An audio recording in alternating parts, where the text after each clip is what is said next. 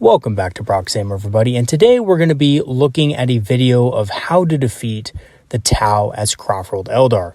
So this has been a long time coming. I put this off for probably about a couple months, mostly because there was a change of edition, and honestly, I just hadn't had much experience against Tau in 9th edition in general, and I didn't want to do a video on something that I really didn't know too much about in the current state of the game.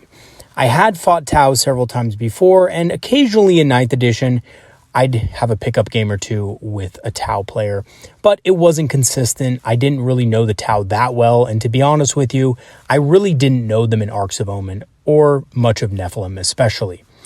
So, with some convincing, I actually managed a guy that is in my group to bring out his Tau and play a series of games. I basically just told him that I was looking to learn the faction and how to fight against them, and, if he'd be willing to teach me how to, play against a Tau, essentially. Now, ironically, he hadn't played his Tau since 8th. He really didn't like Tau that much. He's been on, other factions and stuff like that, but he decided that he would help me out and bring them out and kind of relearn them a little bit, and it was a learning experience for both of us. So, it ended up being a lot of fun, so thank you to my subscribers who pushed this for a while. I know you guys have been asking for this video for a while, so thank you for pushing me to do it. So, how do the Tau work? How do they function? Well, Tau is a very tricky army to deal with in general because they have a lot of special rules, and basically they're one of those complex armies, a lot like Eldar, where if you don't know how to fight against them or if you don't know what they can do, they can really stomp all over you. And before I played against my Tau buddy, I really made sure to know all their special rules, at least in general.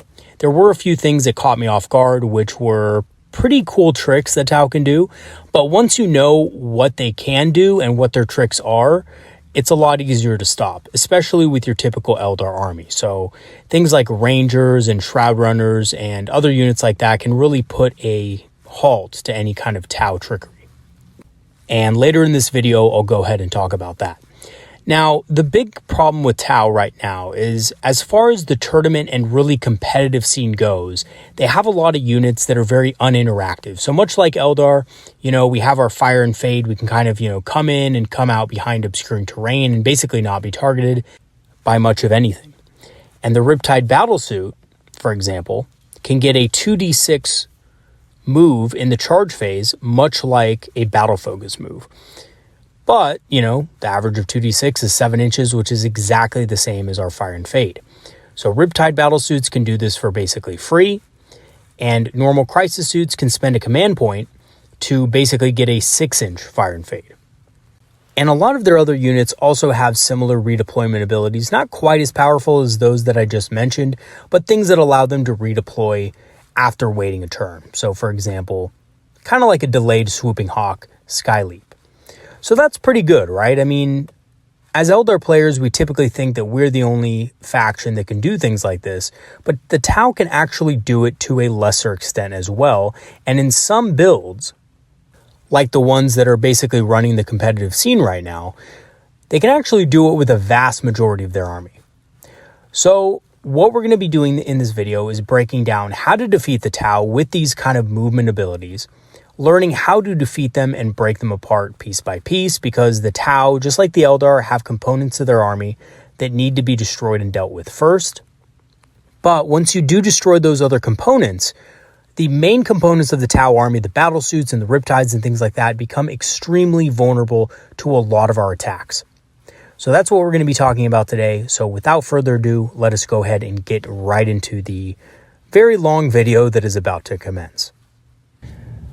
But first, let's go ahead and do a quick overview of what we're going to be looking at today in this video. We're going to be looking at the Tau Army special rules, important warlord traits, stratagems, signature systems, which are basically like relics, and beyond. So this is going to be a large part of the video because Tau have a lot of special rules to cover. We're going to be also looking at the most common Tau units and their counters in the Eldar army. And lastly, we're going to be looking at some tips and tricks to beating the Tau as Craftworld Eldar. So the first thing to get into when talking about the Tau is their classic marker light system. So basically, marker lights work like this, and they work a lot worse than they did in previous editions, but they're still pretty good, and in most armies, they're a valuable asset. So basically, units with marker lights perform an action at the start of their movement phase. For each one in the unit, you roll a dice, and on a 3+, the enemy gains a marker light token. Marker lights are usually found on drones, either marker drones or Pathfinder teams, but can also be found in Fire Warrior teams as well. And normally you cannot move after using this action. So Fire Warrior teams that have a model with the marker light cannot move afterward, but Pathfinders and marker drones, including vehicles, can move afterwards. And this is where marker lights are usually going to be anyway, because, no one likes to just have to sit back and basically do nothing that turn, except, cast a marker light, essentially.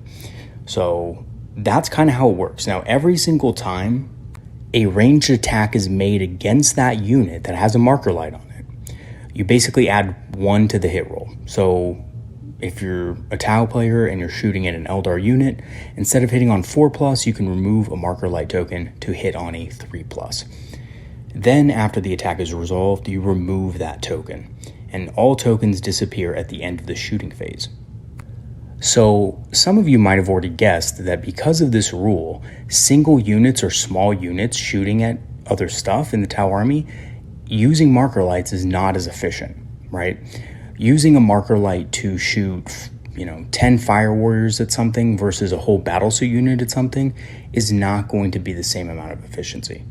So typically, Tau operate in large units. So you'll see large units of battlesuits, you'll see large units of Fire Warriors, and you'll see things like riptides and stuff, because to be honest with you, using a marker light on a very small unit to shoot is not efficient, right? So, and that's because of this marker light special rule. Something else about marker lights is that a vast majority of the time, marker lights are going to require line of sight.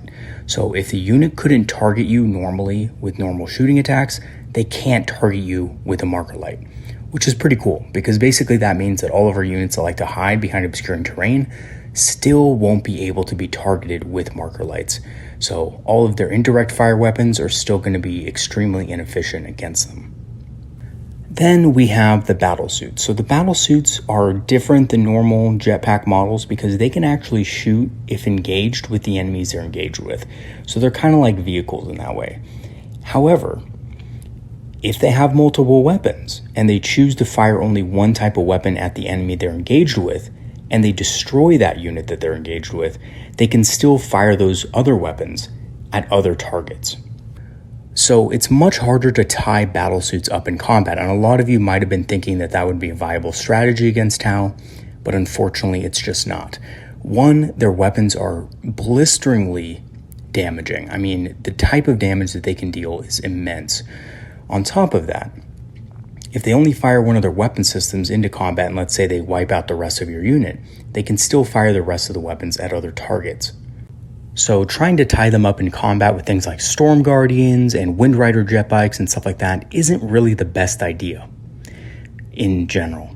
Now, there are combat units that are very effective against battlesuits, and we will go over those in the video, but you definitely don't want to try to tie these things up at all, because you're just not going to be able to do it, and you're going to be feeding free kills into the Tau.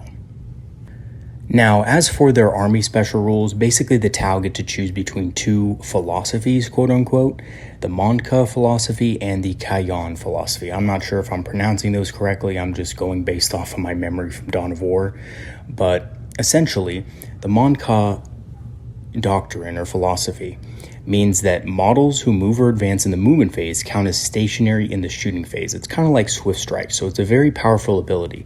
However, it only works in the first 3 turns of the game. In addition, models can reroll wound rolls of 1 while within a certain range. So in the battle round number 1, you can reroll 1 to wound within 18 inches. In round 2, within 12 inches, and round 3 within 9 inches. So just looking at this, I think the secondary effect is kind of, well, not so powerful. And it actually leaves the units that are shooting pretty vulnerable to attack. So even though the first part of the rule is really good and helps the unit or, units in the Tau army move really fast and still be able to shoot, being able to advance, there's a lot of special rules as well with battlesuits that they can advance a full 6 inches and sometimes even 8 inches if they have a commander nearby. Again, we will talk about that. The second part of the rule kind of would leave them vulnerable to attack, and that's why a lot of people end up choosing the other philosophy. And this is the Kayan philosophy. So basically, units can shoot when they fall back, but at -1 to hit. Again, this is one of those things that's not that great, but seeing as Tau are pretty vulnerable in combat, it's not bad. Also, and this is the part which is really good, in turns 3 to 5 in the late game, when targeting the closest enemy units within 12 inches, hits scored based on the battle round score additional hits. So basically in battle round 3, for each unmodified hit roll of a 6+, you get an additional hit. For each unmodified hit roll of a 5+, in round 4, you get an additional hit.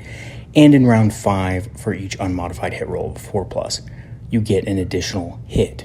So this is really important because basically armies that fight under this philosophy are going to play it safe in the first couple of turns of the game, and then in rounds 3, 4, and 5, they're going to unleash on you, and they're going to be able to do a lot of damage with this ability.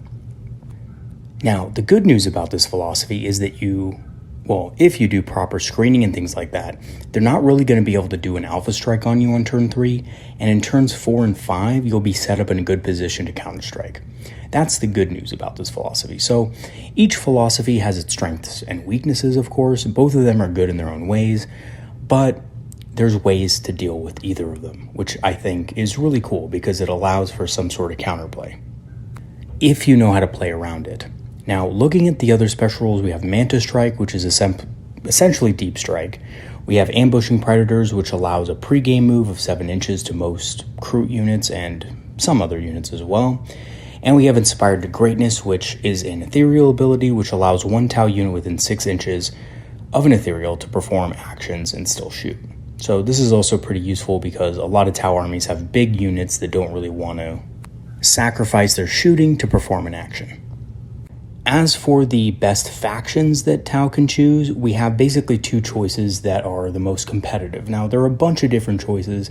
I chose not to go into all of them because honestly, looking through them, most of them seem very subpar, especially when compared to these 2. So we have the Tau Sept and we have the Farsight Enclaves. So this is one of the main factions you will fight against is the Tau Sept. Basically, you get to reroll 1 hit or 1 wound per unit, which is pretty good. It's kind of like a more flexible version of Expert Crafters. You also are able to add 3 inches to the range of your auras and 3 inches to invocation abilities that the ethereals have, so that are not auras. So this is pretty useful. This basically means that ethereals can stay behind terrain easier and not, kind of reveal themselves, make themselves vulnerable as much or as easily. The Tau Warlord trait gives them a 5+ Feel No Pain, which is pretty decent, but not stunning. It's just pretty decent. It's good. And the signature system that they have is Vectored Maneuvering Thrusters, which gives them +2 to their movement and the ability to make a normal move if charged. So it's kind of like Flicker Jump, but better because they can make a normal move. So on a Cold Star battlesuit, this will mean a move of 14 inches. And this signature system is extremely popular with Tau because basically it makes your Cold Star commander immune to getting locked down in combat. So again, this also includes, Howling Banshees and stuff like that. They have no ability to really stop this guy from doing it unless he's already engaged with something, which, it might be the case, but usually they're not going to be engaged. So that means that they're going to be combat free. They also have the Focus Fire Stratagem, which basically means that every time you do a wound to something on the battlefield, if you use this stratagem, every other unit that shoots at it can get +1 to their wound roll. So this is pretty good for taking out big stuff. Is it great for taking out Eldar units? Unless we're talking about a Wraith Knight, probably not. And to be honest with you, Tau are one of those factions that can utterly decimate a Wraith Knight pretty easily too. I never went up against a Tau player with my Wraith Knight army, but I suspect heavily that it would have been very difficult to deal with this type of list with a Wraith Knight army. It would have been pretty difficult. Now, there are a few ways to deal with, Tau with big units, like, Titanic units and stuff, but to be honest with you, they're very strong against it, and this is one of the reasons why. Now, the next faction you might come across is the Farsight Enclave. So this is basically Farsight and his army. So their tenant is Devastating Counterstrike, so targets within 9 inches count as having a marker light token. That's pretty good because that does well, basically that means that if you're close, you don't have to invest as much in marker lights. So that's pretty good. You're basically getting a +1 to hit within 9 inches. However, just be aware that if you are deep striking, or the Tau player is deep striking, they're not going to be able to actually use this ability because they have to land outside of 9 inches. They also get to reroll 1 rune roll per unit, so basically they get expert crafters. Their Warlord trait increases the AP of attacks on 6s to wound, which is pretty good. It also ignores abilities that prevent damage, like damage caps and feel no pain. Now, this is incredible, and it's one of the reasons why farsight enclaves is so popular, because there's a lot of armies out there that like to take, models with character caps, aka Eldar, right? We like to take Phoenix Lords. This basically ignores it and makes it very easy for either Cold Star battlesuit or an Enforcer battlesuit to basically destroy a Phoenix Lord in 1 round of shooting. And it's not just in combat, it's actually just from any attacks. So that includes their ranged weapons. And, suits like that can actually take up to 4 ranged weapons if they don't take any other signature systems. They'll probably take, 3 ranged weapons in a signature system, to be honest. But this is pretty powerful nonetheless. And the signature system that they have to choose from is called the Talisman of Arthas Malak. So this allows you to deny 1 psychic power per turn at +1 to deny. So this sounds a lot better than it is, but basically it allows a suit to be able to deny a psychic power. So mostly the suits are going to be kind of far off. They're not going to be really within engagement or shooting range of most of your units, or within casting range of your Farseers, typically, right? They're not forward commanders. They're not fighting in the middle of the battlefield, really. They really like to stay back, hang back, and shoot and support their battle suits.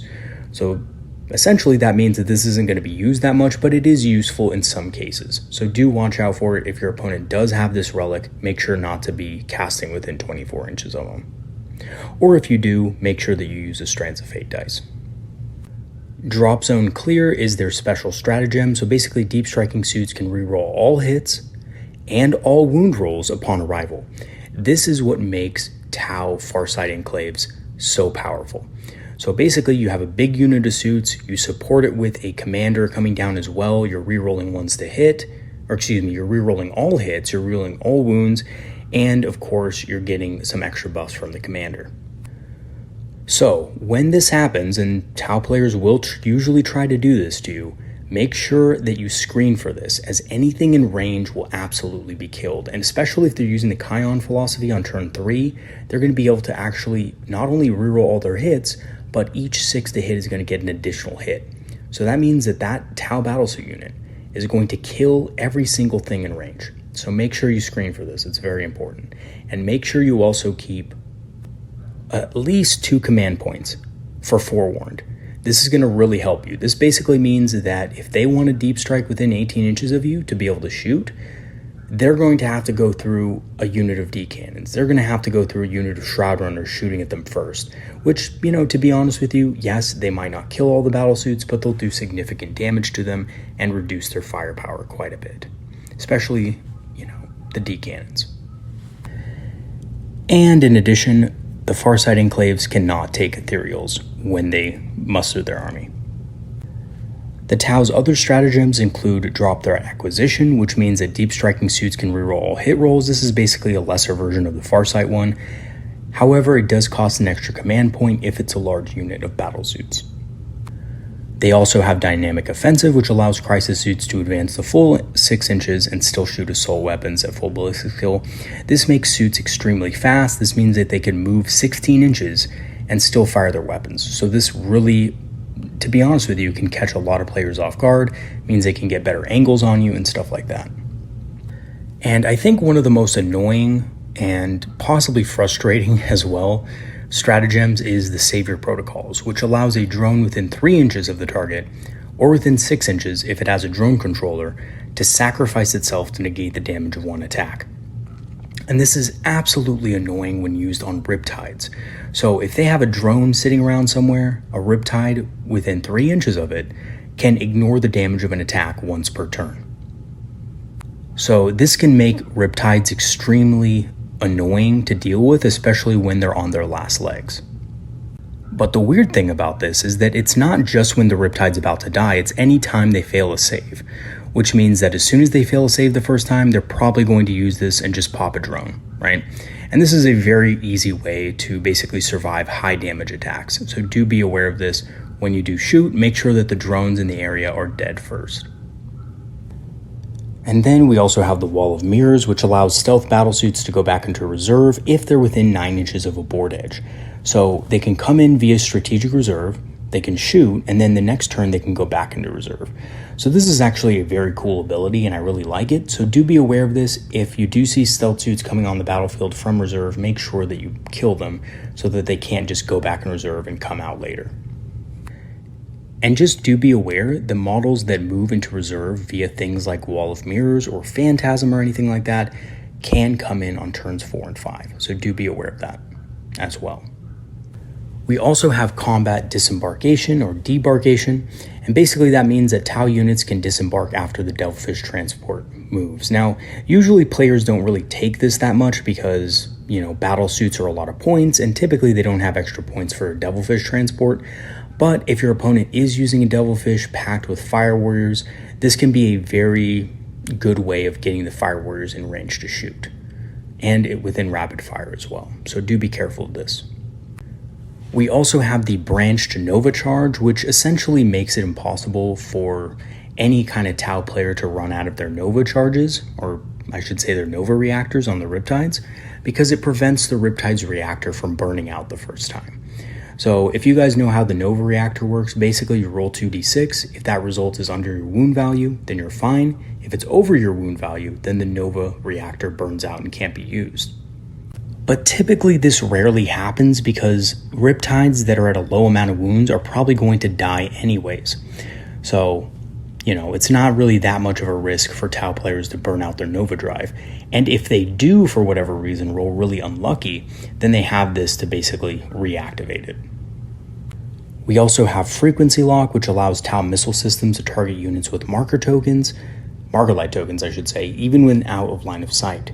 And you add 1 to the wound roll as well. So normally I would think this is pretty good, and it looks good on its, face value, but it's really not that effective against a lot of units because A, you have to hit it with a marker light token, so that unit might be out of line of sight to begin with, and therefore not have a marker light token on it, but also, it only works for 1 unit. So unless you are using seeker missiles or destroyer missiles or things like that, you're really not going to be able to hit that target.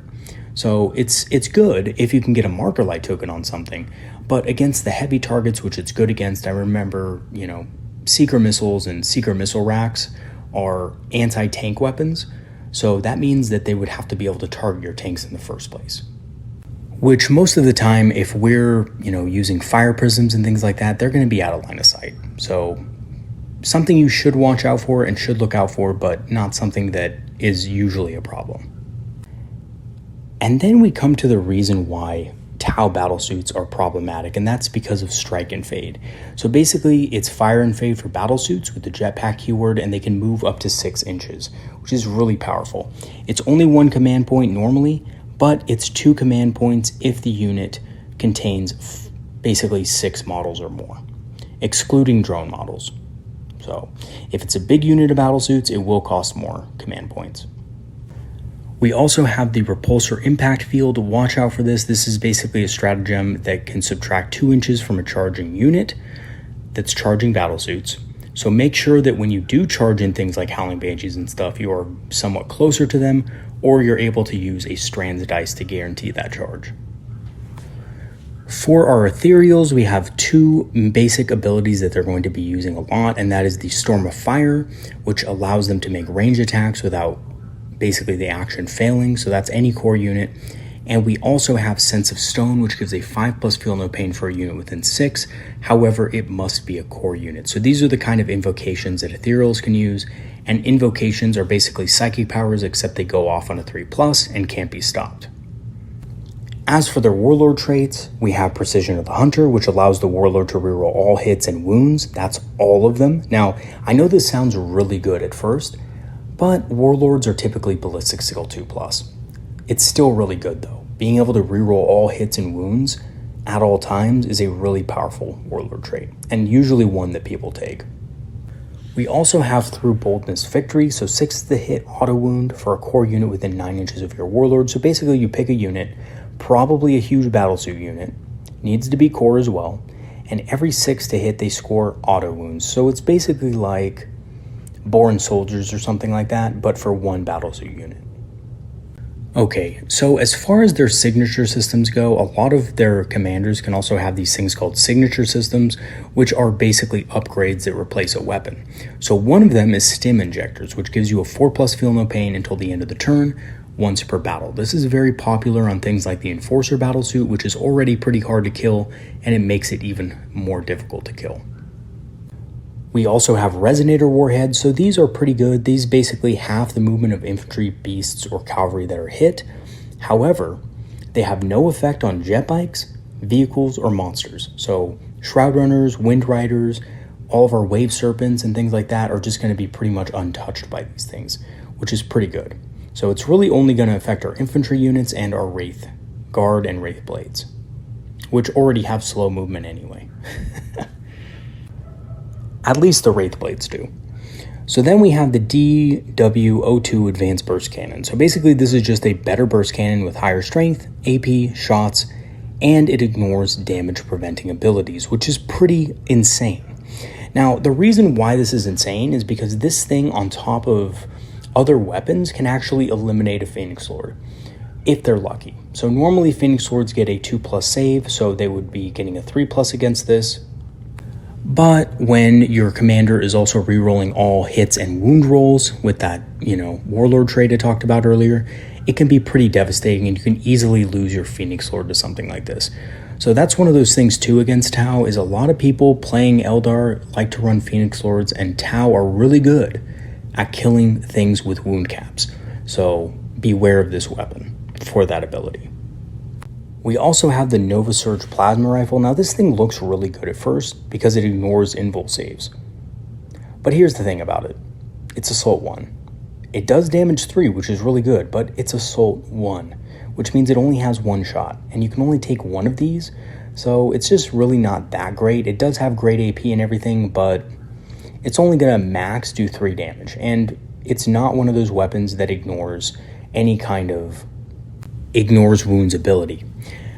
So, it's probably not going to be that great in general, but, it's something you could see, and I guess it could do a decent job killing something like a Wraith Blade, right? And then we have the Wide Spectrum Scanners, which is basically Auspex scan. So it replaces the system, but allows your unit to shoot units coming from reserve within 12 inches of it. So this is decent. I think it's one of those abilities that Tau players might consider, but to be honest with you, because it has such a short range, it may not be worth replacing a system for. So you might see it, you might not, but just be aware of it if your opponent does have it. As for their secondary selection, their secondary objectives, the Tau have decent objectives, but they're not always quite the best.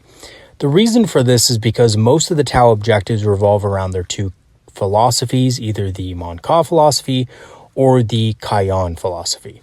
So what this means is that usually they're going to be pretty predictable. So let's take a look at this first one, Decisive Action.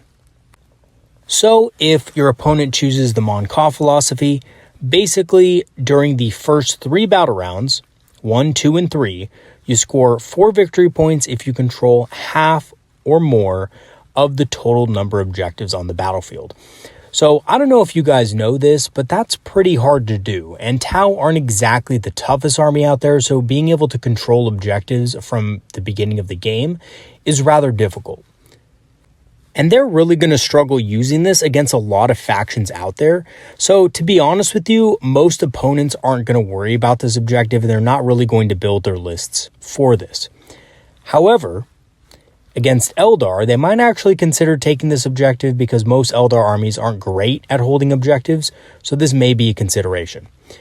If they choose the Kayan philosophy, it's basically the opposite, but in the late game, right? And I actually think this is a lot more doable in most cases because in the late game, with the Kion philosophy, you're already doing a lot more damage to your opponent, and you're basically aiming to take him out in turns 3, 4, and 5. So because of that, you're probably going to have the whole board to yourself, and with that mindset, I could definitely see a Kion philosophy-based list being able to do this, basically a little bit better, essentially. But the thing is, either way, it's pretty predictable. If you see that your opponent chooses the Mon Ka philosophy, it's good to just try to stop them from getting more than half the objectives, in the first 3 turns of the game. You can use a lot of units to do this, including Vipers, Wind Riders, even Shroud Runners can prevent your opponent from getting these objectives and scoring a lot of victory points on this secondary. And of course, if they choose the Kion philosophy, you can basically just save your units for turns 3, 4, and 5 so that you're able to kind of mess with them during those turns and prevent them from scoring on this secondary. They also have one called Aerospace Targeting Relays, but this is extremely difficult to score on because the action completes at the start of the next command phase, and basically you need infantry units to do it. So that means you need Tau Fire Warriors, you need Kroot, or something like that, and that's just very hard to do. Battle suits can't use it, stealth suits can't use it, so it's really difficult to be able to actually succeed on this objective. So you probably won't see that one this much because, to be honest with you, it's just rather unlikely that your opponent is going to be fielding a lot of Fire Warriors and a lot of Pathfinders and a lot of, crew, basically just a lot of infantry units, right? So because of that, probably won't see this one, and honestly, if you do see it, well, you're in luck because they're probably not going to be scoring a lot of points on it. However, for whatever reason, if they do take it, make sure to kill their infantry units because if they don't have infantry units, they can't score on this objective. And lastly, they have a secondary called a Clean Victory, and basically this is just for killing a lot of enemy units. You can potentially get 12 victory points for this objective, but against Eldar, especially against an army that is, fairly evasive, it's really hard to max out. And again, due to our ability to get out of line of sight quickly and be very evasive when it comes to dealing damage. So basically what this does, this is also based on a tactical philosophy, which, to be honest with you guys, is a little bit inflexible. And I think a lot of the things about Tau scream inflexibility when it comes to their secondary objectives and other certain things that the Tau do very well. So if we look at this, if they choose the Mon Ka philosophy in turns 1, 2, and 3, if you're able to basically eliminate 3 or more enemy units, then you score 3 victory points that round. However, this is also cumulative with the first bullet point, which states that you earn 1 victory point if at least 1 or more enemy units were destroyed that battle round. So in total, you can get 4, but this is really difficult to do against Eldar again, because if we know that they're using the Mon Ka philosophy, we can easily just hide our units in the first couple of turns of the game and make sure that they never have, basically 3 or more units destroyed. That's very easy for us to do and still deal damage.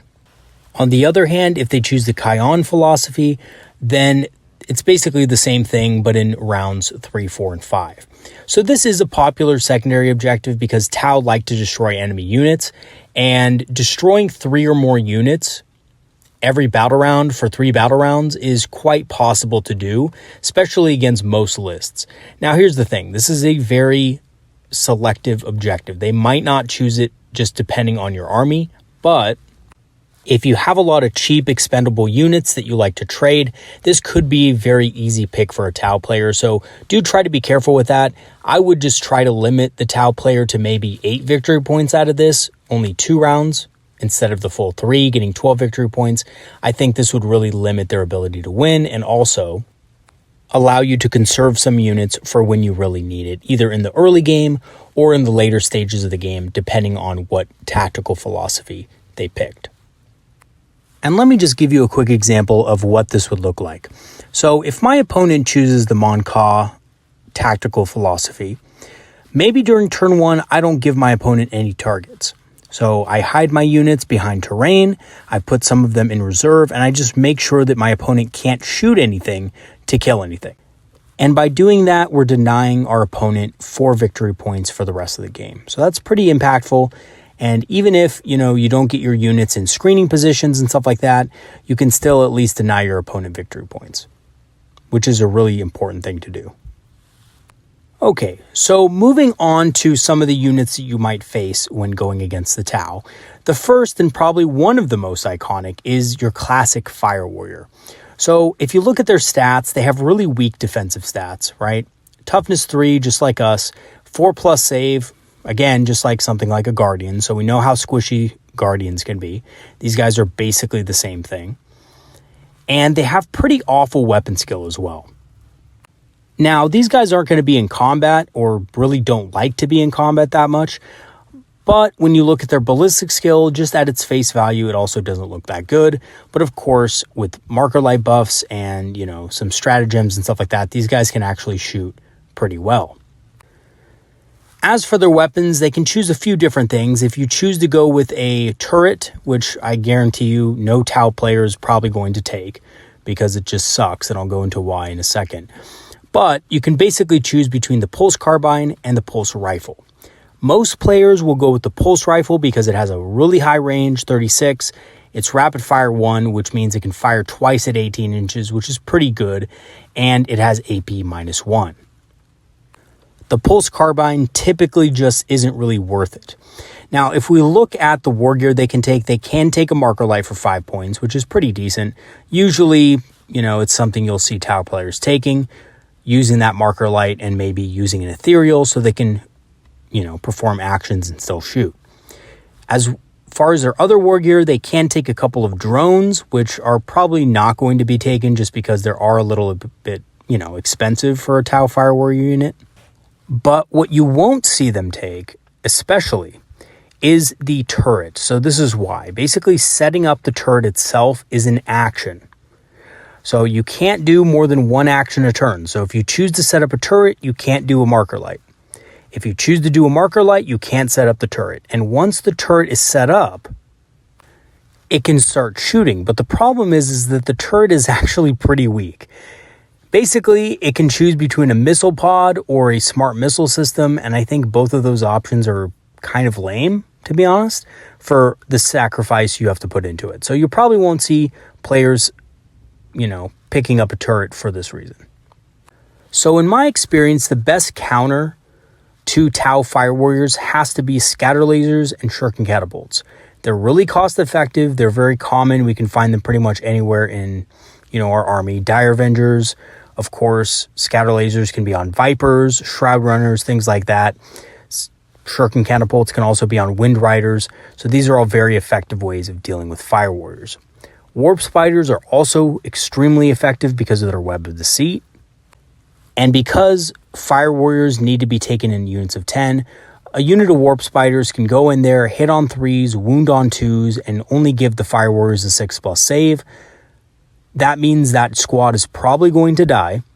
And then after it dies, the Warp Spiders can web of deceit across the battlefield and disappear. So again, very effective against Fire Warriors. They're not the most expensive models out there. So you really do need units that can also battle focus away. All right, so moving on to the Crisis Battlesuits. So the Crisis Battlesuits are the linchpin of any Tau list. So basically, they have really strong movement at movement 10. They can be taken in units of 3 to 6 models. They have good toughness at toughness 5 and a decent number of wounds at 4. They also come with a 3+ save, but they have an expensive base cost of 45, and that's before you add in their weapons. So these guys are extremely expensive because they can take up to 3 weapons or systems for each battlesuit, which get increasingly more expensive if you choose the same option over and over and over again. So for example, the air bursting fragmentation projector, if it's taken the first time, it costs 10 points. The second time it's taken on the same model, it costs 15 points. And the third time, it costs 20 points.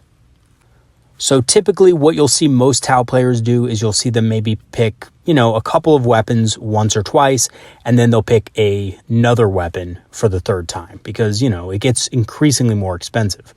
So they do have the air bursting fragmentation projector, which is good indirect fire. It does D6 shots, strength 4, AP -1, and ignores line of sight.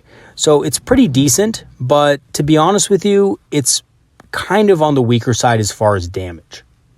And even though it's quite good against Eldar units and Dark Eldar units and other, kind of light infantry armies, it's really not great against a vast majority of heavy infantry armies out there like Space Marines, so you probably won't see Tau Fire Warriors, Crisis Battlesuits, taking this weapon. Although it is pretty good, and to be honest with you, in my opinion, it makes a great tertiary weapon. The burst cannon is also very dangerous against Eldar units because it has a lot of shots at Assault 6, it has a high strength, but it has 0 AP. So again, this isn't really a popular choice against, a vast majority of armies out there, but it does do a lot of, just basic damage, right? It has the same number of shots as a scatter laser, and, it's pretty strong against infantry, especially light infantry. Then we have the Cyclic Ion Blaster, which does great damage against heavier targets. It is Assault 3, so it has less shots, but it has a higher strength and a greater number of AP, and you can overcharge it to get damage 2 and strength 8. So again, this is something that's going to be probably seen a lot because this is very effective against Space Marines. It does overheat, but the good news is that because the bearer's unit suffers the mortal wound, you can easily just pass that wound onto a drone. You don't actually have to take the wound on the battlesuit, which is kind of cool. I think that's kind of neat. Doesn't really make a whole lot of sense as far as the rule goes and as far as lore goes, but hey, there it is, right? So very powerful weapon. Again, not so great against Eldar in particular, but pretty high strength, will pretty much damage and kill most of our units pretty easily, if it does hit and wound, of course. We also have the Fusion Blaster, which is basically a Melta. Actually, it's pretty much exactly the same. It works like a Melta gun, except with a little bit more range. The Missile Pod, which is a 30-inch Assault 2 weapon that does 2 damage. It's basically like an autocannon, so pretty strong there. We have the Plasma Rifle, which is basically a plasma gun, but Assault 1 instead of rapid fire, and has 3 damage and AP -4, so very powerful against heavy targets. And we also have the classic Tau Flamer, which is, it's a cheap weapon, and it does auto hits, but it's rarely taken because it has a really limited range, and to be honest with you, there are just better options. As for the war gear that the Crisis Battlesuits can take, they can take up to 3 systems. This can be weapons, upgrades, etc. So if you wanted to, you could outfit each of these battlesuits with up to 3 weapons, which makes them extremely deadly against most targets. They can also take drones, so you can take 2 drones for every single battlesuit in the unit. So this can actually mean that you can have quite a big unit of these guys. And most of the time, the shield drones are just there to basically take wounds for the unit. They're 15 points apiece, so they're actually not that cheap. A lot of people kind of have that opinion that, drones are just cheap fodder. Yes, they're cheap in comparison to the battlesuits, but they're actually not that cheap, especially the shield drones are 15 points a model. If you're taking a bunch of those in the unit, that can get quite expensive, and you can have pretty much a Death Star that is, point-wise, very high value and very costly. As for their other war gear, we have the Early Warning Override, which allows you to overwatch on a 5+, and overwatch costs 0 command points, which is pretty powerful. Oh man, it just started to rain. Hopefully you guys don't hear that in the background. Well, they also have the Iridium Battlesuit, which gives a 2+ save, but only for 1 suit. I don't know if this is really worth the 10 points, to be honest. It's a cool concept and everything to give one model in the unit a 2+ save, but unfortunately it's just never going to be used until the very last moment. And even then, that model might actually just die to leadership. So it's really just not used that much. And it's kind of expensive for what it is. We also have the Multi-Tracker, which basically generates an additional attack for every 6 to hit against units with 6 or more models, but only 1 of these is allowed per suit. And a vast majority of the time, you're just going to want another weapon. You're not going to want to have a Multi-Tracker, which basically does the same thing, right? It adds additional damage, but it has conditions. If you have another weapon, you don't need conditions. You can just shoot it. So really, you probably won't see this that much. It's mostly going to be ignored for the most part. They can also take a shield generator for a 4+ invulnerable save. I would say this is probably the most common defensive system that Tau players will take on their suits, because it does give them the ability to save their suits against high AP attacks, and they don't have to use drones for it. So they don't have to spend, a lot of points on drones. They can spend it on a shield generator. So I actually think you might see this, as a third system or something like that. And you'll probably see this in conjunction with shield drones and other defensive stuff.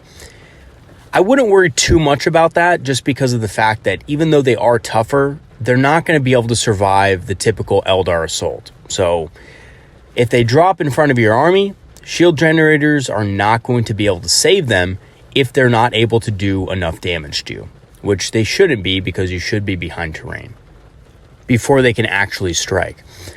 Target lock ignores light cover, which is, pretty good. Target lock is also a good one, but again, is it better than another weapon? Probably not. I would say that having another weapon is probably much better. The velocity tracker gives you +1 to hit against flying units. Again, decent, but is it as good as just having another weapon? No, it's not. So you probably won't see it that much. And Tau battle suits also deep strike. So pretty obvious, right, that they can deep strike. Now here's the thing. Deep strike is actually considered in some cases a weakness for Tau battle suits, because they have to land outside of 9 inches and it's very easy to screen. Usually what you will see on battle suits is you'll see commanders being used alongside of them to give them buffs, to give them better advance moves, and they'll be just parked inside of obscuring terrain or behind it, basically ready to jump out and mow down anything that comes within range. They also have a list of signature systems that they can take. However, Crisis battlesuits probably aren't the best reciprocants of these, just because they're better on commanders, either the Cold Star or Enforcer Commander, which we'll talk about in just a second. But yeah, most of these aren't going to be used on Crisis suits. And the ones that are good, I've kind of already outlined for you guys. Okay, so what are the counters to Crisis battlesuits? So one of the biggest counters that comes to my mind right off the bat is Howling Banshees. So Howling Banshees are very good because you can use them defensively to pop out whenever the Crisis suits show their faces. And Howling Banshees have an incredible threat range, which helps pad against the fact that they can use the repulsor field to negate 2 inches of your charge distance. And remember what I said from earlier, that is actually a stratagem that they can use for 1 command point. So pretty powerful way of messing up a charge. They also have really strong overwatch because all of their weapons can possibly hit on 5+, right? With that early warning override. And the overwatch can cost 0 command points. This can be taken, it's not always taken, but Howling Banshees will ignore overwatch regardless. And with buffs, they can rip through even large units. Especially if the Exarch has the Mirror Swords and Piercing Strikes, she will be able to do a vast majority of the damage to the suits. And here's the cool thing. This is what I actually like to do. I actually like to attack with the regular Howling Banshees first, get their attacks in, and then make my opponent roll the 2 damage one at a time on the suits if any, drones are not left over. Well, basically, if I'm lucky enough to kill the drones with the Howling Banshees, which should happen, then all of the attacks with the Exarch can go on the actual suits. So basically for every 2 attacks that go through, you're killing a suit, which is pretty effective. Now, there's a trick to this because normally a unit of Howling Banshees just base won't be able to deal with these guys. They're toughness 5, so Howling Banshees will be wounding on 4s. What you need to do is you need to cast Doom on them and probably Guide, just to make sure that all of your attacks are hitting and wounding. Either that, or you need to soften them up with a little bit of firepower first to get rid of the drones to just make it so that much easier to kill the Crisis suits. So the other weapons that are actually good against these guys are scatter lasers. They wound on 3+, and with Jinx, half of the wounds dealt will go through. So again, giving those Crisis suits a 4+ save really helps Jinx just max out the number of wounds it can deal. Especially again, if you have a unit that can benefit from Guide and Doom, that will be really helpful, like Shroud Runners. A lot of people don't think scatter lasers are that effective against heavier infantry, but in volume, they can be very good. And again, your opponent will fail saves, especially with Jinx and things like Doom to back it up. Shuriken weapons are also pretty effective against suits without shield generators. So I say without shield generators because if they have the generators, the Shuriken special rule is going to be basically useless. Yes, they will be forcing 4+ saves, which is good, but you're going to be wasting half of the rule. But if they don't have shield generators, then Shuriken cannons and Shuriken weapons absolutely tear these guys apart, right? They don't have the 4+ invul save, which means they have basically no invul save aside from the drones, which will always die first anyway. And once the suits are there, your Shuriken weapons should carve them up very nicely. And then we come to the Commander in Cold Star Battlesuit. And man, is this guy a piece of shit. Seriously. This guy is one of probably the most annoying models I have come across in the entire game, just because of the fact that he can take so many insane systems, and he's so fast. So he has movement 14, he has really good stats, weapon skill 3, ballistic skill 3, 7 wounds, and a 3+ save. Now, his toughness is fairly fragile compared to other suits for his point cost, and he can take a high output burst cannon, which is a better burst cannon, has more shots and more AP. So he can take this, by the way, in combination with that signature system burst cannon that I told you guys about earlier, which makes him extremely good against mowing down light and heavy infantry targets. However, he can also take other weapons. So if you don't want to give him burst cannon, you can give him the air burst fragmentation launcher, or you can give him the fusion blaster. Typically, he's pretty good with any weapon, but usually you're going to see this guy with signature systems. So you're going to see him with special weapons and things like that. And here's the thing about the Cold Star as well.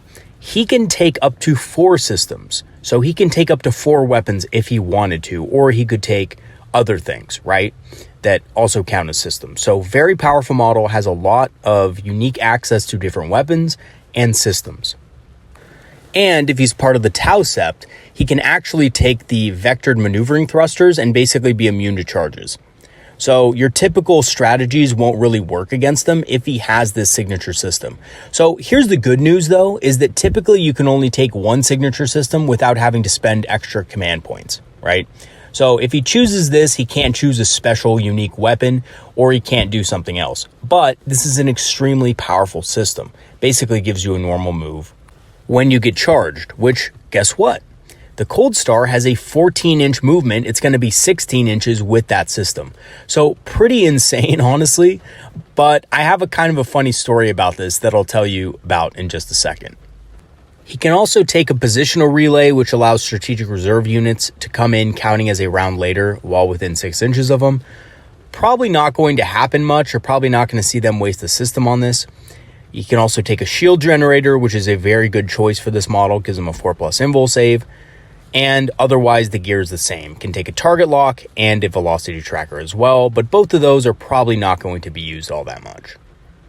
As for his abilities, he has a once a game ability that he can redeploy anywhere on the battlefield outside of 9 inches or go back into strategic reserve once per game. Again, this is one of those things where, yes, he can redeploy anywhere on the battlefield, but this counts as something that you could use forewarned on. So if you have D cannons nearby, I'm sorry, but your opponent's probably not going to want to do that because D cannons will absolutely shred this guy. So he's definitely probably not going to do that, but, you know, it is something that he can use to disengage as well if he needs to during the movement phase. Core units within 6 inches also reroll 1s to hit. And one crisis suit unit within 9 inches can advance up to 8 inches when moving. So this is a really powerful ability, especially when you combine it with the Mon-Ka philosophy. Basically, it means battle suits can move up to 18 inches and still shoot all their weapons at full ballistic skill. Now, one thing I forgot to mention about the high altitude maneuvers was the fact that it can also go into strategic reserve, which again kind of falls into that category of, do I really want to do that if my opponent has D cannons that can shoot me when I'm coming out of reserve? Probably not. You're probably going to be using it to redeploy across the battlefield behind some safe obscuring terrain. You're probably not going to be using it offensively like that against D cannons. But do be, careful about it. Do make sure that you have the command points for it, because if your opponent notices that you can't use forewarned, and you don't have the proper screens, a Cold Star battlesuit can really ruin your day. And if he's part of the farsight enclave, a Cold Star battlesuit can actually kill a Phoenix Lord in one round with the Warlord trait. So do be careful about that as well. The Cold Star suit can also take a list of signature systems, just like the regular battlesuits. You're probably going to see more of these on Cold Star battlesuits and Enforcer battlesuits than on regular Crisis suits. And, just know what these do, basically, because some of them have special rules that are quite powerful. Okay, so what are the counters to Cold Star battlesuits? So the thing is that if it has that signature system, right, the maneuvering thrusters, there's not much in the way of combat that can threaten him. However, Harlequins have several units that have a large charge distance that even if they might not make it into charge range with this guy, they might force his, maneuvering thrusters into a position where he's a little bit more vulnerable. So a Dark Troop Solitaire, if you can get into combat with him, has an average threat range of 33 inches that cannot be screened, and with the Silken Knife Stratagem, he can ignore Overwatch. So a Solitaire will take this guy out no problem. Basically, it's a once per game ability, and if your opponent doesn't see it coming or is in a vulnerable spot ever in the game, they're going to be in trouble. And a lot of times this can just act as a deterrent to prevent your opponent from going where he wants to go throughout the game. You don't even need to use the Solitaire sometimes. A Dark Troop Master can do a very similar thing with the Foot in the Future Warlord trait, which gives him extra advance distance and charge distance. Gives him an insane threat range as well and a very potent combat ability. Again, a Dark Troop Master is nothing to laugh at. No pun intended. And with the right combination of relics and, pivotal rolls, a Troop Master can absolutely slaughter a Cold Star battlesuit and, dare I say, probably even kill regular battlesuits and a lot of them. An Autarch with a Warp Jump generator is also pretty decent, and a Banshee Mask. It's pretty fast, can ignore models when moving and charging, so this is very important. Basically, makes it impossible for your opponent to screen him out. And then we have the Commander in Enforcer battlesuit, which is basically just a bit tougher than the Cold Star, but much slower, has 6 less movement, has a 2+ save, and has some special rules that help it survive. And it's a little bit more expensive at 130 points base. As for its weapons, it has nothing special. It can basically take the same weapon options as other suits. So you have the Airburst Fragmentation Projector, Burst Cannon, Cyclic Ion Blaster. You also, of course, have the Fusion Blaster, Missile Pod, Plasma Rifle, and Tau Flamer. Basically the same basic options. Of course, you can take up to 4 systems on this guy, and commanders in general are better with those signature systems. Being able to hit on 2+ really helps them stand out. As well as his war gear, he basically has the same as the Cold Star, right? He can take a positional relay, which is kind of useless in my opinion. The fact that it takes up a system is pretty lame. A shield generator, which is a really good choice on this guy, making him even tougher. And a velocity tracker, which gives him bonuses to models with fly, which, again, you probably won't take. So when we get to his abilities, that's where he kind of branches off from the Cold Star. Instead of having, the ability to jump around, he has Hardened Armor, which basically is Wraithbone form, gets -1 to all damage. It can also give a Crisis unit within 9 inches objective secured. So that's why you usually see Tau lists with both the Cold Star and the Enforcer, because having objective secured in a list with not a lot of objective secured is extremely powerful. So using this, for example, on a big unit of battlesuits to hop on an objective in the late game is very strong, especially if that battlesuit unit is a little bit tougher with shield generators and shield drones and things like that. And of course, like I said before, here are the list of signature systems that the Enforcer can take. And there are several good ones. I think Stim Injectors is actually extremely good on this guy because it makes him very tough. And I would recommend to any Tau player spending a couple of points on this system just because of how powerful it is to keeping him alive. All right, so what are the counters to this guy? So basically, just like the Cold Star, a Dark Troop Solitaire will absolutely murder him, even with the -1 damage. A Solitaire has enough attacks to where you could probably kill him still. Now, I say probably because if he has the stim injectors ability and stuff like that, you're probably not going to be able to kill him. I'm going to admit that, right? But it's still a good option. It still has a chance to kill him. And with the right, stratagems used, you can actually do a significant amount of mortal wounds. Now, the better counter to this guy, in my opinion, is a Dark Troop Master with Foot in the Future. Now, of course, it doesn't have to be a Dark Troop Master. The only reason I say Dark Troop Master is because a Dark Troop Master has the ability with the Silk and Knife stratagem to ignore Overwatch. And most of these units are going to be overwatching you, and even if they hit one time with a powerful weapon, that could end your Troop Master. And that's really something you don't want to risk, right? So using that command point to prevent Overwatch is extremely important, especially on these suits who have a dizzying amount of weapons. So again, Dark Troop Master with the right combination of pivotal roles, warlord traits, etc. can run in there, basically just goon them, destroy them, and be out. Probably die afterward, but, make up his points. Let's just put it that way. However, if you're not using Harlequins, the Enforcer is a little bit hard to deal with in combat just because we don't really have combat characters who are that great at punching through units with -1 damage, right? Obviously, Howling Banshees, when ganged up on them, can take them out pretty easily, just because of the sheer number of attacks. If you're able to prevent Overwatch somehow, either with suppressing fire from a Swooping Hawk unit or maybe an accompanying Autarch, striking Scorpions could be quite effective. And honestly, if you're able to get them alone, there are a vast amount of weapons that can deal with them effectively, right? Scatter lasers are pretty good if you can get them alone, and if you use Jinx on them, stuff like that. However, he's probably mostly going to be near battle suits, so it's going to be kind of hard to do that. But it is possible. You just have to make sure that he's isolated somehow. Okay, then we come to Commander Farsight. So Commander Farsight, there's not much to say about him. He's basically a Crisis Battlesuit Commander. He has the same defensive stats as the Cold Star with less speed. He's equipped with an improved Plasma Rifle and the Dawn Blade, which makes him very good in close combat. And again, he's a potent melee threat, but he's not the best melee out there, right? And when you look at his abilities, he does have some unique ones. So he has an ability that allows a Crisis Battlesuit unit to ignore hit roll modifiers. This is pretty good.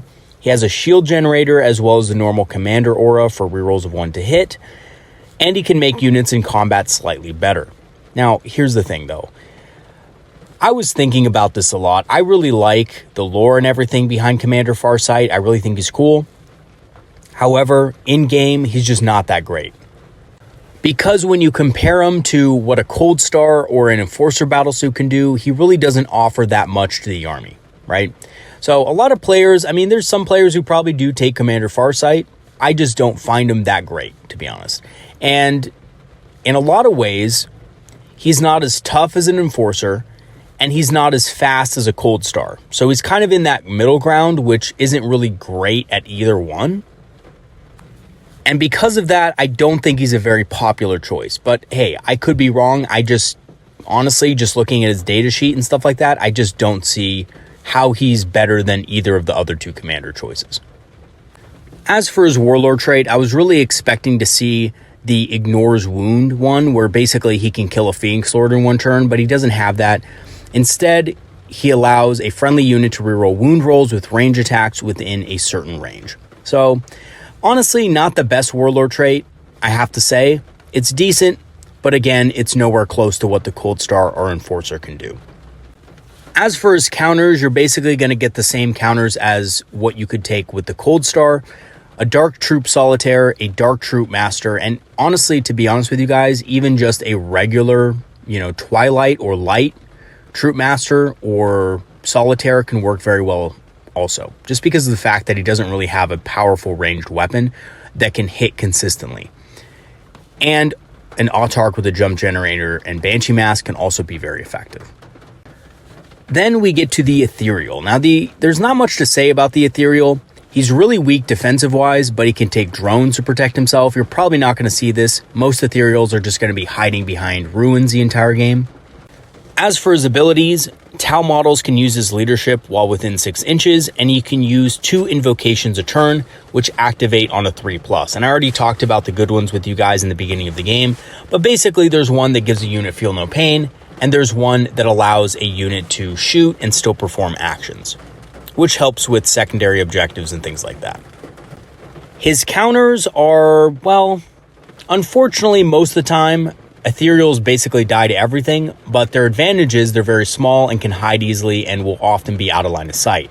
However, if not, ranger long rifles do good damage and ignore lookout, sir, and otherwise basically just ignore them and focus on the units they like to buff, as they don't really do anything on their own. Again, they don't have any ranged weapons or powerful weapons of any kind. So again, once their units are dealt with that they like to buff, ethereals are pretty much out of the game for the most part. We also have crude hounds, which are a very popular pick for Tau armies due to the fact that they're very cheap, only 24 points a unit, and they're very good at screening and things like that. So they have exceptionally weak defensive stats. They pretty much will die to anything, but are very fast and can reroll advances and charges to get into good screening positions. And they also get a 7-inch pregame move, which can get them on objectives and things like that. As far as their counter, anything will really counter them pretty hard. They die very easily, even to a single scatter laser if out in the open. And typically just used for screening, in minimal units. So basically everything will take them out. Scatter lasers, shuriken catapults, anything like that. You do want to be careful not to put your rangers in range of a charge of them, however, because they will kill your rangers pretty easily. We also have stealth battlesuits, which have pretty decent defensive stats, but not for the cost. I mean, they are 25 points a model for only toughness 4 and 2 wounds at a 3+ save, essentially Space Marine stats. And they come with a burst cannon. 1 out of 3 can also be armed with a fusion blaster for 5 points. They can also be equipped with a target lock for 5 points, a drone controller, or a homing beacon. The homing beacon is by far the best, in my opinion. They can also take drones for the unit, so the unit can be equipped with up to 2 drones as well. You probably won't see them use a drone controller that much, but the homing beacon allows units deep striking to come in on turn 1 while within 3 inches of this unit. So actually be careful about this combination because these guys also can infiltrate. So basically, you deploy these guys outside of 9 inches of the enemy army, and then turn 1, you use this homing beacon to basically bring in a unit of battlesuits turn 1 and be able to kind of just eliminate whatever's in the area. So do be careful about this. It's easy to screen out, with rangers and stuff like that, but if you're unaware of it, it can really hurt. As for their abilities, they are at -1 to hit, and they add 1 to their saves while within cover, and also have infiltrate. So basically they have advanced positions. For their counters, they're pretty easy to kill. Shuriken cannons are extremely effective in both reducing their armor and killing 1 with each wound inflicted. Rangers can screen them out in the early game, like I said before. Striking scorpions are also decent, but look out for overwatch. And even so, I think on average rolls, they should only kill about 1 striking scorpion with overwatch, because they don't have the ability that allows them to overwatch on 5+. And they can also be forewarned if coming in via reserve. Next up, we have the Pathfinder team. So the Pathfinder team has even worse defensive stats than the Strike team, but with higher movement. And they have a range of powerful weapon options, most of which will never be used. And the reason why is because even though these weapons are powerful, they won't be taken due to the fact that you have to replace a marker light for them. So again, Pathfinders are taken for marker lights. They're really not taken for much else. So losing the ability to have a marker light token is a big deal. So you probably won't see people spending 5 points for these weapons and removing a marker light. And again, they all come with marker lights, and they can take powerful weapons, but pretty much all of them replace the marker light, right? So that's something you don't want. And again, these guys are mainly just used for that. So the cool thing about these guys is that they can actually fire marker lights and still move. So basically, they can fire marker lights at the end of the movement phase instead of the beginning. And they also get a 7-inch pregame move on top of that, which probably honestly doesn't really matter too much because marker lights have an insane range anyway. The counter to these guys is basically the same counters as the strike team. Scatter lasers and shuriken catapults kill these guys very efficiently and actually easier than the strike team. And make sure to prioritize these guys if possible. You don't want extra marker lights on the battlefield if you can help it. And these guys do require line of sight for their marker lights, so they will often be out in the open or in positions that are vulnerable. Now, coming up on their vehicles, we have the Hammerhead gunship, which has decent speed and durability, but nothing outstanding. And most of the game will just likely be sitting behind terrain in wait. Okay, so when we get to the weapons, we start to realize why this thing is taken so much, and basically it's because of the railgun. The ion cannon is pretty good, but it's nowhere close to what the railgun can do to tanks. So it absolutely does massive damage to heavy targets. It wounds our tanks on 2+ because it has strength 14. AP -6, so you're not getting an armor save against it. It ignores invul saves on top of that, and does 3 mortal wounds in addition to any other damage. Wow. So technically this won't one-shot our bigger tanks, but it will bring them to 1 wound. So on average, this thing does 11 damage to tanks. That is insane. So this thing will take out a battle tank in 1 shot, usually, if it has some support. So again, really all you need at that point is a single plasma rifle or something like that to fire into our tanks, and it'll blow up. So be very careful around this thing. It also has a seeker missile, and the seeker missile is a pretty strong weapon, but it's a once per use item that you will see on every single hammerhead. And the reason for this is because, again, just like I stated, the railgun is very good, but it can't one-shot a tank on its own, usually a heavier tank. That's why you bring in the seeker missile for support. And with the right stratagems, again, the seeker missile can ignore line of sight in some cases when there's a marker light on the target. It can also take a smart missile system, which ignores line of sight and has pretty good range. And in my opinion, this is probably the best option to take.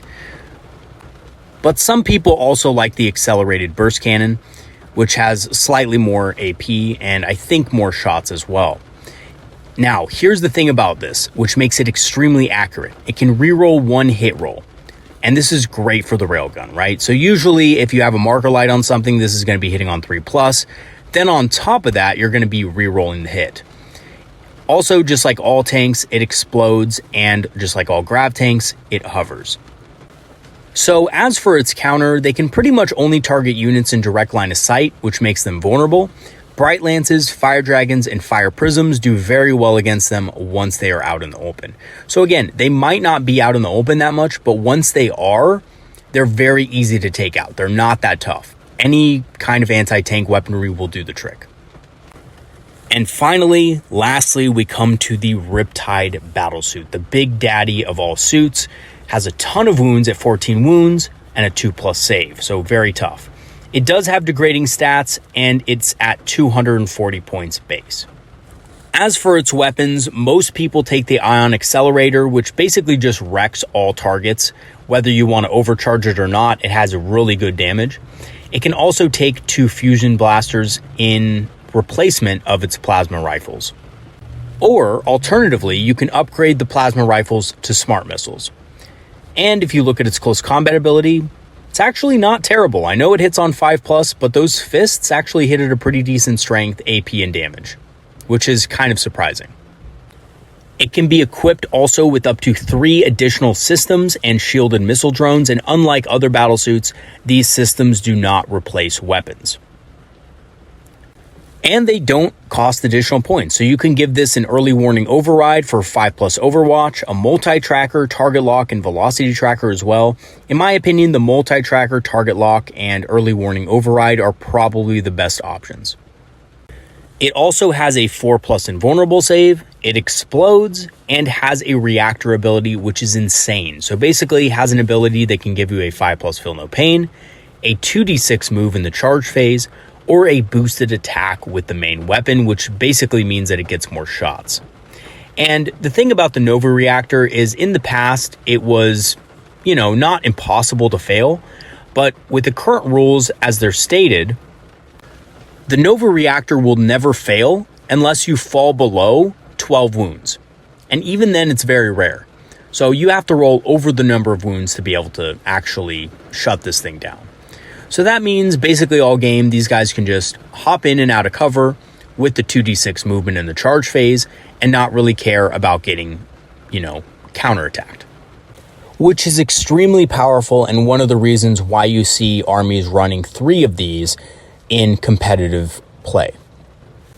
Okay, so what are the counters to these guys? Because these guys don't seem at their face to have many of them, right? But the first thing you can do is use scatter lasers to kill off any drones first, to deactivate their savior protocols and get rid of those things for high value shots.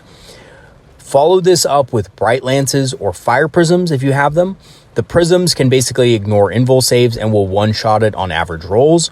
Again, if you don't have fire prisms, bright lances are also very decent. If you can get D cannons into range, they will utterly decimate them as well. And if they stay out of line of sight all game, the best thing to do is just keep your best units out of line of sight as well. Don't give them good targets, basically, right? Now, Riptides are extremely powerful. They have really good range, really good weapons. But again, if they're just sitting behind terrain all game and you never give them good targets, they're not going to make up their points. And from here, you could just play the objectives and kind of just ignore them for the most part. And again, yes, they are going to pop out and kill you a couple of times, but if you just go for the units that you can see on the board, don't worry about the Riptides until the later game. When they will have to make themselves vulnerable, then you really don't have to worry about them that much. Alright, so here are my tips and tricks to beating the Tau as Craftworld Eldar that I've learned over the past couple weeks playing them quite frequently. So the first thing is to screen from deep striking and redeployment abilities, eliminate marker lights, screening units, and objective secured units first, keep command points ready for forewarned, force bad trades and situations where Tau have to expose themselves, and lastly, use the whole board to your advantage. When we're talking about screening from deep striking and other redeployment abilities, the Tau have a lot of redeployment abilities that they can use mid-game, including the Cold Star Battlesuit and Stealth Suits. You have to watch out for that. The Tau also have a way of getting Stealth Suits to bring in Crisis Battlesuits on turn 1. That's another deadly tactic that they can use to basically alpha strike you. You don't want to let these potent threats get at your vulnerable units, so use Rangers, Vipers, etc. to prevent early alpha strikes. And also, keeping command points around for forewarned never hurts. Make sure you also eliminate marker lights, screening units, and objective secured units first. So killing the marker light units like Pathfinders will significantly reduce the Tau's ability to hit with their potent weapons consistently. Crew can also get on objectives early and screen out your control units from hitting their suits. So make sure you take them out and force them to have to use their more valuable units to get to objectives and score. And again, Tau aren't going to be scoring a lot of points if all they're doing is staying behind terrain all game. So if you eliminate their squishy expendable units right off the bat, get rid of those and start using your own units to control the board, they're going to have to make plays to move to objectives. Also, make sure you keep 2 command points ready for forewarned, and always keep a Farseer nearby, a powerful shooting unit, so that your opponent never feels comfortable deploying within 18 inches of them. So D cannons work really great for this, but any powerful shooting unit will work, including large units of Shroud Runners and Warwalkers, because nobody wants to be on the wrong end of any of those in their own turn.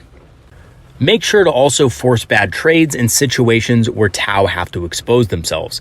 So basically, after the chaff units are all dealt with, like the Kroot Hounds and the Kroot, use units like Vipers, small units of Wind Riders, or even Rangers to get on multiple objectives and force your opponent to react. Yes, you probably will lose some of those units, but your opponent can't be everywhere at once and definitely can't kill everything on the battlefield at one moment. Especially if a lot of his expendable units and objective units are destroyed, he's going to have to use his Riptides, he's going to have to use his Crisis Battlesuits to make plays on objectives, and that will make them vulnerable. And lastly, use the whole board to your advantage. So the Tau can be fast, but Eldar are much faster and can cover much larger distances. Tau armies are usually pretty concentrated as well, and once their Kroot and Fire Warriors are dealt with, you can envelop their positions and hit them from multiple angles. They can't be everywhere at once, and dealing with one threat can often leave them exposed to several others. So again, if they're crowded behind a couple of pieces of obscuring terrain on one side of the board, try to take the other side of the board, use your mobility to your advantage to get line of sight on their units behind that obscuring terrain. And then again, use battle focus to pop in and out of terrain so that they can't shoot you back. Basically, just give them a taste of their own medicine, right? And then if they're worried about keeping their units alive, they're not going to be scoring on objectives and they're not going to be controlling the board. So in conclusion, Tau are a tricky army to fight against with a blinding amount of special rules. And I'm sure you guys could tell throughout this video, I had to go over a lot because there is a lot to the Tau army. They have powerful weapons as well that can eliminate basically any Eldar unit caught out in the open. Basically, very easily too. However, despite their powerful abilities, I don't actually think they're impossible to defeat or overpowered. The Tau, of course, do have their weaknesses, and Eldar being very fast and hard-hitting is something the Tau have to worry about. Also, screening their units from alpha striking you and disabling their objective and screening units can give you a big advantage from the beginning of the game, and honestly, to the point where they can't really score that much on secondary or even primary objectives, right? If they're using a triple Riptide list, for example, those Riptides are not going to be able to easily score on objectives, which gives you the ability to score on things like behind enemy lines, scout the enemy, and things like that fairly easily in the rest of the game. All right, everybody, I know that was a long video, but that's going to be it for today. One of my longer ones. Sorry it took me so long to complete this. It was a lot to do, to be honest with you. The Tau video is probably my longest video to date, and that's okay. You know, the Tau are a very complex army, and they're a very difficult army to deal with, so I definitely wanted to spend the extra time to make sure you guys knew everything you had to go into battle against the Tau with confidence. All right, everybody, that is going to be it for today's video. Sorry it was a long one once again. If you do have any comments or strategies about the Tau, please leave a comment in the comment section. I'd love to hear your thoughts on how to beat the Tau. All right, everybody, that's going to be it for today. I will leave my Patreon and PayPal links in the description for those of you who want to support the channel further. Thank you so much to all of those who have. It's really been appreciated, and I will see you guys next time. Have a good one, everybody. Peace out.